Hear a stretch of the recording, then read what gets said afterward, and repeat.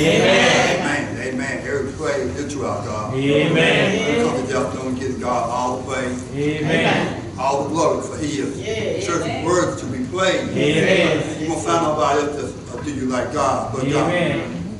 So we are grateful to this afternoon, and we come in the name of Lord and our Lord and Savior Jesus Christ. All right. To this great pastor here, we'll tell, thank you for the invitation. Thank you to the member for accepting us. People don't have to be kind to you. Amen. They don't have to invite you to their home. And when they do, you need to be grateful and thankful. Amen. For that. Grateful for my care members this afternoon. And just thankful to everyone being here today. Amen. So T, Ursula, whoever make up this simple this afternoon. This is another day that we come to give God praise. Amen. We come to give God glory. Amen. We come to lift God up. All right. For you know that had not been for God on your side, where would you be right now? Amen. Somebody know that God let you down last night. Yes. Somebody know that God woke you up this morning. All right. Started you on another day journey. Oh, yes. Most of all, He woke you up this morning in your right mind. He woke you up with church going on your mind. In your heart, you come out, you praise Him. You can't praise God enough. Amen. You can't glorify Him. Amen. You can't do enough for Him. All right. So all we do it because we love Him. Amen. Amen. We are grateful once again for this family, this friend day. There is a friend though that you can find in Jesus. Amen. He'll be a friend for you when all else will fail. All right. Thank my wife for them introduction, for those kind words. Grateful that she still can find kind words. Next month will be 38 years and she still finds kind words to say about it. So that's a blessing right there by itself. Amen. Almost 38 years she still finds some kind, loving words to say. Hadn't been perfect, hadn't been easy, but we made it through. Because we had God on our side. Amen. With God on our side, you can overcome a whole lot. Amen. God will make a way for you out that way. But we come this morning, this afternoon, just for a few minutes to talk about family and friends. All right. This afternoon. Though you can have your Bible with you. Will you please go with me to the book of 1 Samuel. 1 Samuel, chapter 18, verses 1 through 4.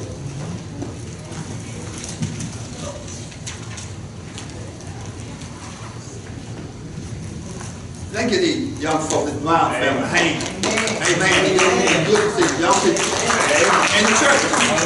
Working for the Lord. Amen. That's a blessing right there by itself. Yes. To have young people in the church. Amen. Working for the Lord. Amen. We need to encourage them to continue on to do all that they can. But there will come a time when they really will need to depend on Him and lean on Him. 1 Samuel chapter 18, verses 1 through 4. And they read, when David had finished speaking with Saul, Jonathan committed himself to David and loved him as much as he loved himself. Saul kept David with him from that day on and did not let him return to his father's house. Jonathan made a covenant with David because he loved him as much as himself. Then Jonathan removed the robe he was wearing, gave it to David, along with his military tunic, his sword, his bow, and his belt. Make it see. Amen. We're going to speak this afternoon just for a few minutes, briefly. Friends forever. All right. Amen. Friends forever. Amen. David here made a friendship that lasted forever. All right. We live in a world today where one day you're my friend and the next day you're not. All right. Okay. We live in a world so fast that 1 hour you might be my friend and in the next hour you might not be. Time changed so fast for us. Friendship is a very special thing. But sometimes we take it for granted. Having a friend. All right. You can tell when you got a friend. They will show some quality that only a friend will show. Amen. All right. They'll do some things for you.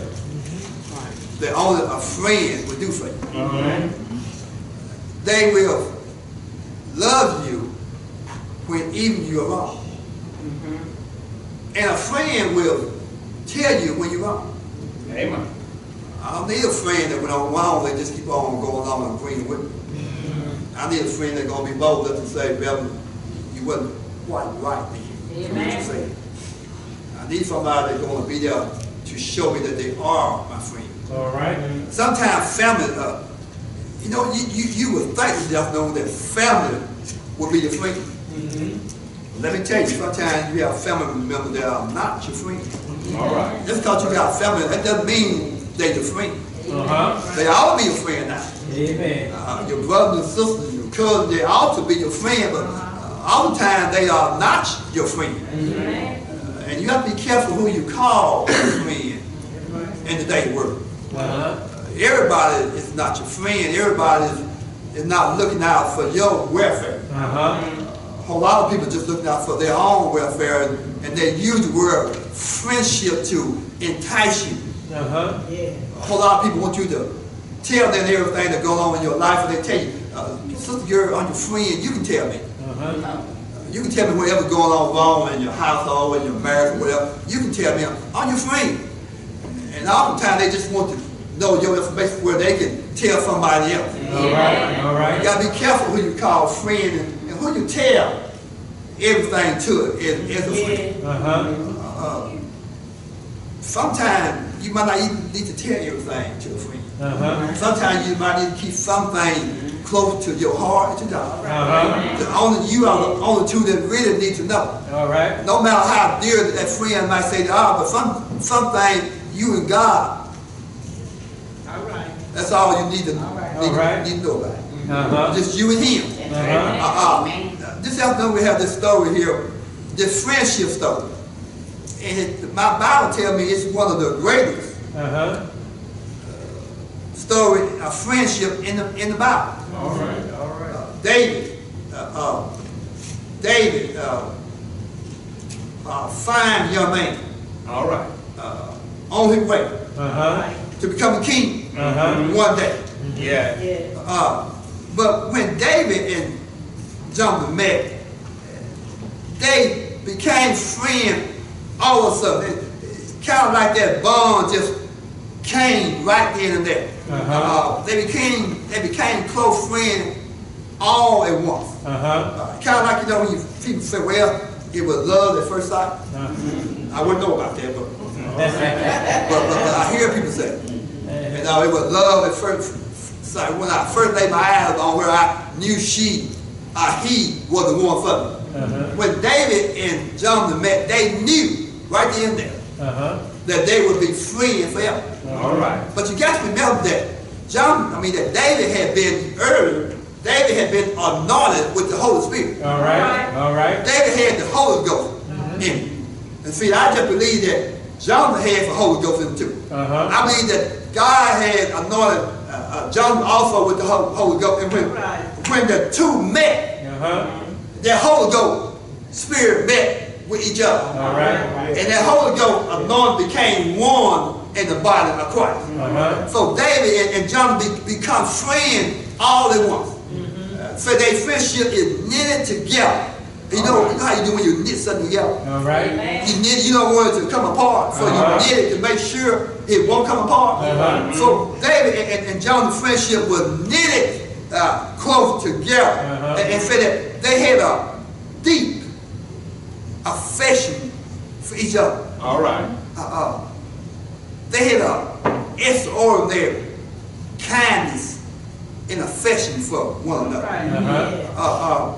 They just all of a sudden knew that they were meant to be soulmates. And they made a covenant with them. They both made a covenant with each other. But you got to remember here that their friendship was based on God. All right. Their friendship was based on their commitment to God, not to each other. Oftentimes I think our friendship fall apart. They don't last because they are not committed to God. Anytime you commit something to God, then you are making a covenant. We don't make no covenant with any people like we used to. You know, often how people will join a church and they'll come down, especially in the Baptist church. They'll come down and they'll join the church and they make a covenant with the church. And I think oftentimes they get confused and think they're making it with the pastor. All right. When you're really not. All right. We just serve him, we bring the word. You make the covenant with God Almighty. And then when trouble lies, you ready to run out the front door or the back door. All right. Not realizing that I made a covenant with God and that church. All right. I didn't make it with the pastor. I didn't make it with the deacon or the trustee or the motherboard. I made a covenant with God that I would be faithful and I would serve him and I would work for him to the end. I didn't make it with nobody else. But we'll forget, we'll run out the door. We'll run to join another church, we'll make the same covenant. All right. And I just believe that they just don't never realize you going back on God. You make a covenant with God, it's to be for life. It should be where if a problem come up, you take off. God never told you that the church was going to be easy. He never told us that fellowship together was going to be easy. He never told us that loving one another as friends and family was going to be easy. He told you you're going to do from trial, from tribulation, from suffering, from good Sunday, from bad Sunday, from good Wednesday night, from bad Wednesday night. He did not tell you every time you come to the church door, everything's going to be lovely. He didn't tell you that. He told you you're going to go through some pain and trial and stuff. But here, David and this young man, they make a covenant that they're going to be friends until the end. No matter what came before them, they were going to be friends. Nothing was going to break their friendship. Can you imagine how the church would be today if members would say to each other, no matter what we go through, our friendship don't be made. Can you just imagine how the church would still be full of people today that you made a couple with each other? No matter what come up and carry a Christian church. No matter what come up in old grown church. We're going to be friends to the end. We're going to remain steadfast. We're going to be faithful. We're going to be friends until the end. No matter what the devil sent through the door, we're going to remain faithful. What a church we would be. What a church we could be. But oftentimes the stuff come up and we act though we don't know one another. We act like we never have been friends with each other. We forget that we were friends for a long time. Our friendships go out the window or whatever, and we all on our own doing our own thing. We don't realize that we've been friends for years and years, and we just forget about that we made a covenant with God Almighty. They were determined, church, to not let anything come between them.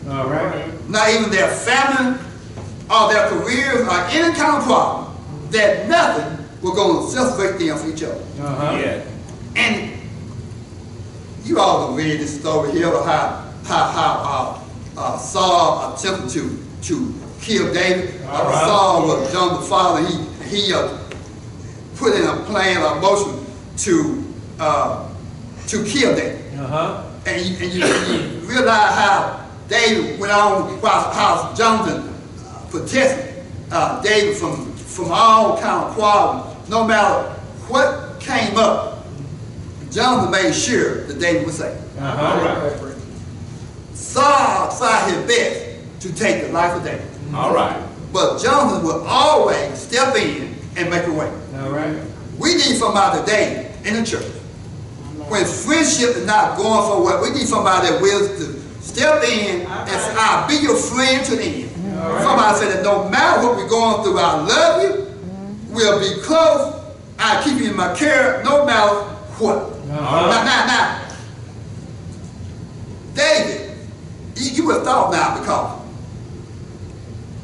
Saul had planned for John to become king. It didn't work out that way. God wanted David. And you see how God took David and Jonathan and made them friends. All right. Instead of being enemies, they became deep, deep friends. All right. They developed a friendship that even Saul could not break. All right. All right. Saul could not even separate the friendship that David and Jonathan had. All right. All right. No matter what come along in the church, Satan ought not be able to break up your friendship. All right. I don't care what you got going on in the church. If you are a friend, Satan, the devil, should not be able to come in here or carry in our church and break up that friendship. All right. That friendship ought to be able to overcome Satan and last forever. David here and Jonathan had a friendship that they wasn't going to let nothing hold them back. All right. Wouldn't it be wonderful if the church would be the same way today? The church today is not like the way it was when I was little. All right. Now, church is not, they not the way when I came along. When I was a little boy, going to church, St. John #1, it was a different story. It was a different ball game. People loved one another. People got along with one another. The church was different. They cared for each other. They looked out for each other. They took care of those in the church that needed to take care of. You don't find that today in the church. It seems like you on your own and I'm on my own. We don't want to step in and help people like we ought to or like we need to. Feel like that friendship has disappeared. We say we're friends in word, but in action says something else. When you are lip and our mouth to say I'm your friend, but when push comes to shove, I don't have time for you. All right. Call me, girl. If you need to wait till the doctor bar, just call me and I come take you. Phone ring, you look at your call ID and you keep on going. But you don't tell the girl that you need me. All right. To take you anywhere, Mom. Doctor also goes to all you gotta do is call me. But we look at the call ID and we see that you call and we just keep on going. Don't want to be bothered. Say you're my friend, but when action come up, you don't prove your action. So I just feel I guess this girl she out. Now this girl sitting right there. Looking at that caller ID. But she determined today she's not gonna fool with you. Young people, friend today, be careful of choosing a friend because a friend will put you out there. And they'll leave you out there. They'll tell you, girl, it's all right to do that. And then when you do it, you all out there by yourself. She did it all on her own. I didn't have to do it.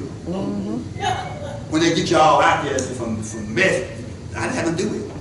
For young people, be careful who you really call your friend. Be careful who you associate with. Everybody tell you their friends, they are not your friend. But we found out here this love story, just nowhere Jonathan and David were knitted and couldn't never break the other. Even you would think they would have just like each other, but they became more kind and more loving for each other. David said that he would rather lose his kingship than to lose his friend. It wasn't that important to him if it meant losing his friend. And then verse 4 talk about how Jonathan sealed this friendship when he took off his clothes and he gave them to David. And I guess that he was saying that we're going to become one now in the body of Christ. He said, take my robe, he said, take everything I got, and you put it on. And I guess that was a way of him seeing himself through David. So they made this covenant that they would be friends forever. No matter what come up. And if you fast through to chapter 20, verse 42, I'm going to read this. It says, Jonathan did say today, go and assure the two of us pledge in the name of the Lord when we say the Lord will be a witness between you and me and between my offspring and your offspring forever. Then David left and Jonathan went into the city. They celebrated, but they had made pledge, they made a commitment that their friendship would not only last for them, but through their offspring. All right. From generation to generation, that friendship would last forever. Amen. Would not anything be able to break up that friendship. If it don't matter when we dead and gone, our friendship is going to last. Amen. In other words, when I'm gone, my friendship with Brother Coleman going to last. It's going to last through my children, through my son, through my daughter. When he dead gone, it's going to remain through his kids. In other words, when their kids die, it's still going to remain. It's going to remain all the way down through generation to generation. No matter what come up, that friendship is going to be there. All right. Through sickness, whatever, that friendship will remain forever. David and Jonathan had a friendship that they said it's going beyond us into the next generation. We have to be careful that we don't let our friendship just stop when we leave. Our friendship should continue to be committed to the other offspring, the other generation. That friendship should continue to last and grow forever. It shouldn't just stop because you died. Because you already know that you're not going to be a forever. See, when I woke up this morning, I knew that this could be my last day. I didn't wake up this morning thinking that I got forever. I woke up with the idea that I'm going to carry, I'm going to preach, I'm going to teach this morning, but also with the idea that this could be my last day. See, I'll never take for granted that God going to let me wake up every single day. I think that when He do let me wake up, but I don't take for granted that just because I'm one of the preachers, sermons, that He going to let me. They'll come in my way too. I don't take for granted just because I'm preaching there something that no trouble is going to come in my household. I don't take for granted that I'm not going to have some sick days or hard days. That everything's going to be smooth in my household. I don't take that for granted because I know better. I know that my household is no better than anybody else. I know that my children are no better than anybody else. I know my grandboys are no better than anybody else. So I know that Satan is busy trying to divide my household just like he's trying to divide yours. He doesn't just come to you and leave me alone. I'll tell Carrie it would be wonderful if he would do that, but it just don't work that way. My household is overseen to him also. But this afternoon, as I come to the club, we have a story, a friendship between these two men. And you know, you can find friends on your way. But let me tell you something. You're going to find no better friend than Jesus. Jesus is the best friend that you can ever find this afternoon. What a friend we have in Jesus. When all else seems to nobody love you, you got a friend in Jesus. When you think you're all alone, you got a friend in Jesus. When you walk the floor at night time, you think nobody understands you, you got a friend in Jesus. Jesus will be your friend when you lay down at night. So I'll be your friend when you wake up in the morning. So I'll be your friend in the midnight hour. So I'll be your friend early in the day. Late at night, whenever you need, I'll be your friend. What a friend we have in Jesus. You can't find nobody that'll do you like Jesus. You can't find nobody that'll love you like Jesus but Jesus. You can't find nobody that'll forgive you like Jesus but Jesus. You can't find a friend that was closer than a friend like Jesus. You all know about these two boys, these twins that lost their life back here in the early part of the year. No greater friend to lay down my life. Not only were they brothers, but they were friends. See, because friend would lay down his life for the other. One brother jump in, trying to save the other, trying to lay down his life to save the other. No, you have to be friend first before you be found. They were found, but see, they were friends first. When you find a friend in Jesus, then you're all right.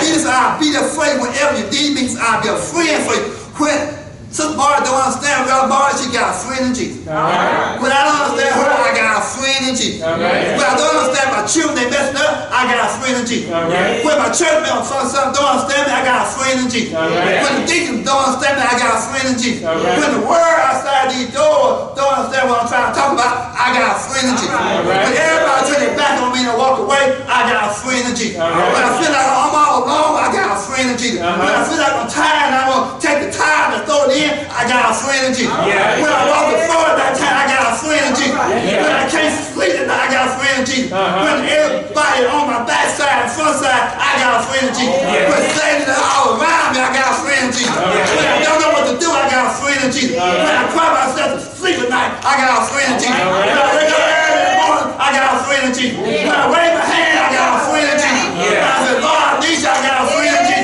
I got a friend with nobody else understand me, I got a friend in Jesus. Jesus, I'll be your friend. I'll be a friend. When everybody turn around, he said, I'll be a friend. All right. So I'll be a friend. Amen. Amen. Oh, girl, you don't let nothing or nobody All right. separate your friendship. Yeah. All right. Most of all, don't let them separate your friendship for each other. All right. For you only good, and you allow God to let you be. All right. For God wants the best out of you. Amen. He wants you to remain friend forever. Oh, yeah. See, but you got to work it. Because Satan is working every single day. When you sleep that night, All right. Satan is plotting on you. He plot, hoping that when you wake up, you'll wake up on his side. So he can take control of it. Satan is busy, church. He is working 24/7, trying to do all he can to get you to follow him. He's working trying to get our young folk to follow him. He is busy trying to get you to follow behind him. See, Satan already knows where he's going. All right. I keep trying to tell people that he just don't want to go by himself. All right. See, he already knows. He already got a place with his name on. All right. See, but he determined today to take you with him. All right. All right. He don't want to go out long. And he knows the more he takes, the more upset they're going to be with God and with Jesus. So he's determined to take you with him. But I tell you that you'll just be friend to Jesus. Amen. That you'll just let Jesus be your friend when you don't think you have a friend. All right. That you'll just let Jesus be your friend in the midnight hour, you'll be all right. Amen. When Satan comes on you, you just call on the name of Jesus. All right. I told Carrie this morning that there is power in the name of Jesus. Amen. There is healing power in the name of Jesus. All right. There's saving power. Whatever you need this afternoon, you can find it in the name of Jesus. Whatever you need, there is power in the name of Jesus. When I call on Jesus, Jesus will come and see about me. All right. I told you, you can't call on Brother Martin. Because Brother Martin don't mean nothing to say. But when you call on the name of Jesus, Satan get fearful. He starts trembling. He don't know what to do because he knows there's power in the name of Jesus. Right. He knows there's healing power. There's saving power. There's deliverance power. He knows there's power in the name of Jesus. Amen. Amen. All right. When you feel like Satan is about to take over, call on the name of Jesus. Amen. That's all you got to do, church. Call on the name of Jesus. He won't Satan leave you alone. Or he might come back tomorrow, but he'll leave you alone today. Amen. All right. Because there's power in the name of Jesus. Amen. There's power that only the name of Jesus can provide. Amen. So, Saul and so Jonathan, I come to the close, David said, we're going to be friends. And I know my father after you, but we're going to be friends. All right. I know my father wants me to be king, but I already know that it's missing you. But everything will be all right. Amen. Because our friendship is so deep. Friendship ought to be like that husband and that wife when they come down here and stand before him and say, I do. All right. That friendship ought to be just that close, just that committed. You take that woman, you tell her before God, everybody, you tell her, I take that woman to be my wife. You say, I do it. You take that man, you say, I do. That friendship ought to be just like the old marriage vow that you took. And I believe God said, when I had joined together, he said, let no man put us under. All right. Did he not say that? So, in other words, if you are friends, then should nobody be able to mess with that friendship. All right. But you really got a true friend. See, first of all, I think many marriages fail today because they are not friends. All right. They just marry, but they never become friends. If you become friends first, I believe the marriage got a better chance of surviving through for hard times and for good times. Amen, church? Amen. Amen. As I take my seat, keep this in your mind. that you don't have to leave here than when you came in. All right. Amen. You don't have to go out these doors when you came in. Uh-huh. You might came in here one way, but you all not to go out the same. All right. You all go out knowing Uh-huh. that I got a friend in Jesus. Amen. I ain't got a friend in nobody else. I got a friend in Jesus. Amen. All Y'all right. go out through these doors, not the same way you came in. All right. All the time we come in one way and we go out the same way. All right. You go out these doors. You all not go out the way you came in. All right. You all be a different person. Amen. In the name of Jesus. Amen. Amen.